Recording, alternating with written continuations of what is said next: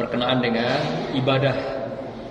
Jadi akhlak tentang ibadah Rasulullah di dalam prakteknya dalam kehidupan sehari-hari, dan juga akhlak secara umum yang sebelumnya sudah kita bahas, di mana bahwasanya akhlak itu adalah sesuatu yang sudah tetap dan berwujud pada diri seseorang. Jadi artinya kalau sudah tetap, berkelanjutan, sambung menyambung, kemudian ada wujudnya. Apakah wujudnya ibadah, apakah wujudnya puasa, sedekah, dan amal-amal soleh lainnya.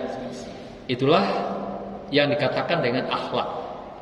Jadi dengan kata lain, akhlak itu dia sudah tetap di dalam diri seseorang dan berwujud berupa kesolehan, kebaikan, ketaatan di dalam beribadah.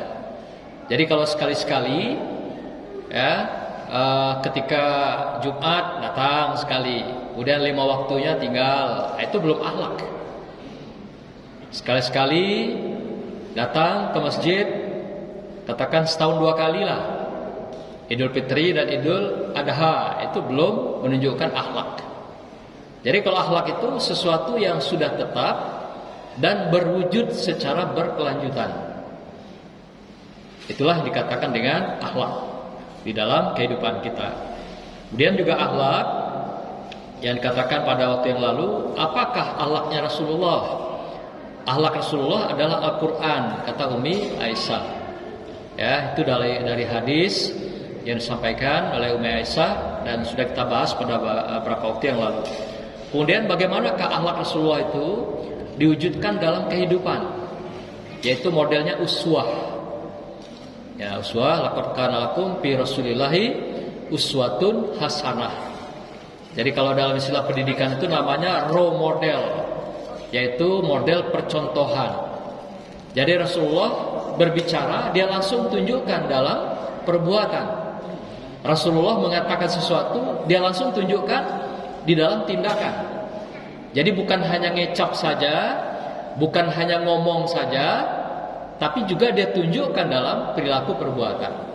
Nah, maka itu dia menjadi itu sebuah akhlak. Uswatun hasanah yang ditunjukkan Rasulullah itu adalah akhlak beliau yang diwujudkan dalam kehidupan sehari-hari.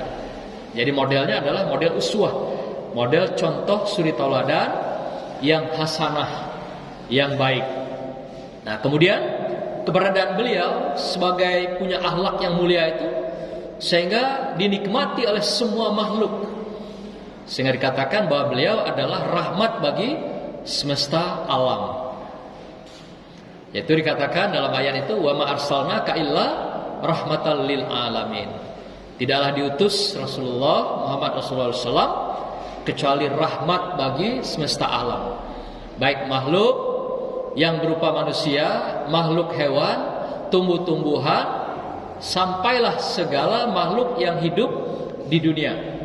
Dia mendapatkan rahmat dari Rasulullah Sallallahu Alaihi Wasallam. Nah, kemudian juga beliau hadir dalam akhlaknya itu adalah penyempurna dari akhlak-akhlak dari rasul-rasul sebelumnya.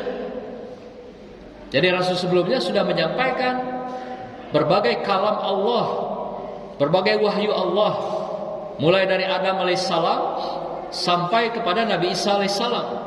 Nah, inilah yang disempurnakan akhlaknya oleh Rasulullah SAW sebagai Nabi yang terakhir dan juga kita sebagai umat yang terakhir.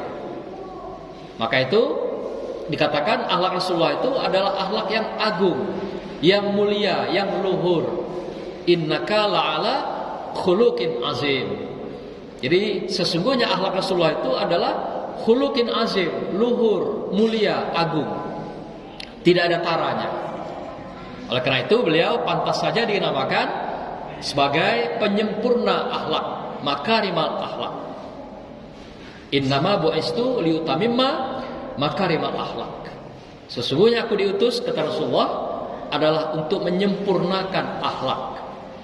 Akhlak siapa itu?